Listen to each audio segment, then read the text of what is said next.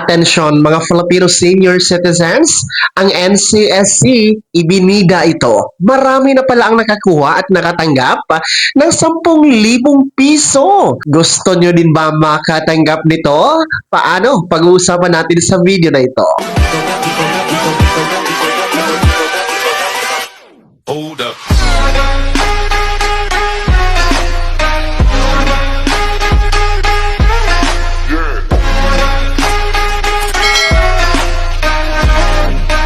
Hello mga ka-vlogs! Welcome dito sa aking YouTube channel. Magandang araw po sa lahat ng mga manonood.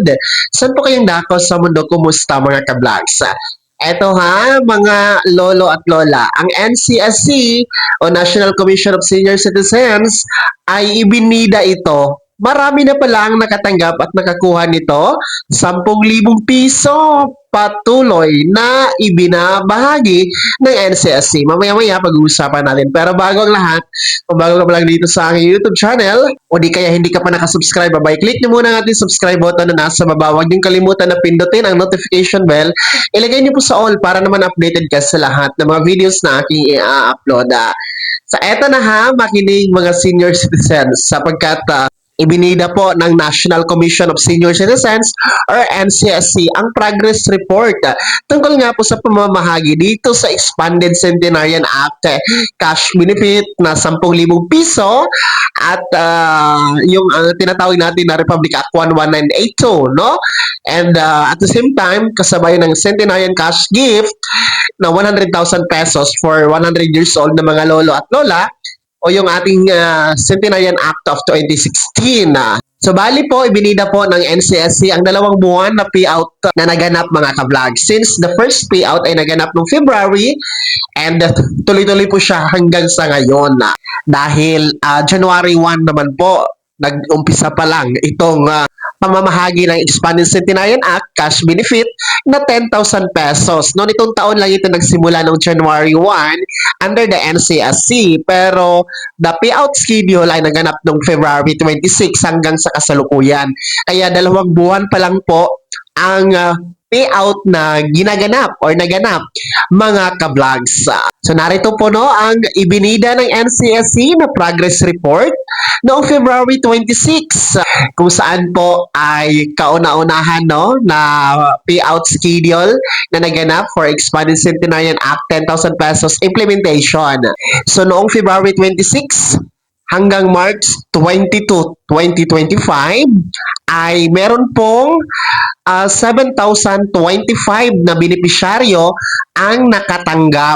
No, ang dami, 7,025 beneficiaries at may halaga na na-release a total of 76,270,000 pesos. So yun po yung report no February 26 to March 22 payout schedule. And then ngayon naman po March 24 no noong March 24 pangalawang buwan ito mga ka-vlog sa March 24 hanggang third week ng April. So may payout pa no this month hanggang third week. So ito po yung mga benepisyaryo, a total of 33,491. So ang dami na no, lumobo ang mga benepisyaryo for March payout, no? March 24 to 3rd week of April. 33,491 and then meron itong halaga na projected na i-release or budget na more than 300 million pesos.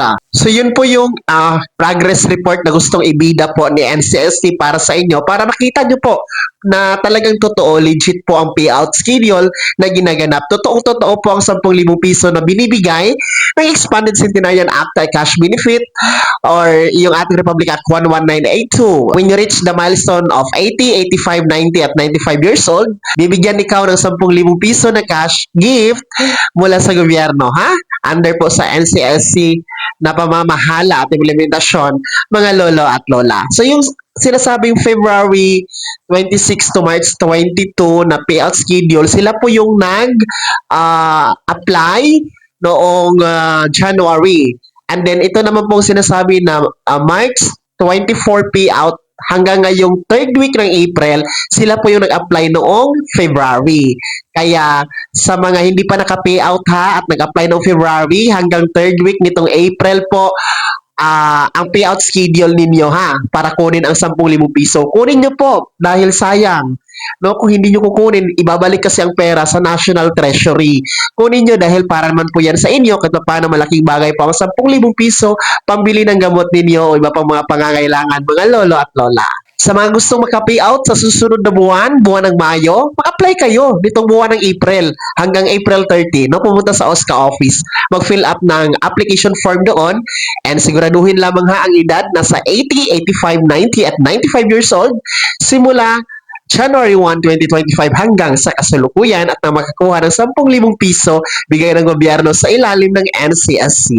Kaya naman mga Filipino senior citizens, ano po yung komento at reaction sa balitang ito? Ano po ang inyong komento dito sa progress report no ng NCSC? Kayo ba ay naniniwala na totoo talaga ang 10,000 piso na binibigay ng Expanded Centenarian Act cash benefit? Ibahagi niyo po sa comment section na nasa baba. Pakilakip na mong pangalan at kung taga saan kayo. Bago ako magtapos sa video na to, kung gusto niyo pong sumuporta sa aking YouTube channel, maaari niyo pong i-click ang ating super thanks button na nasa baba. Sa mga gusto maging miyembro, pwede po. I-click niyo po ating join button. Maraming perks dyan mga ka-vlogs.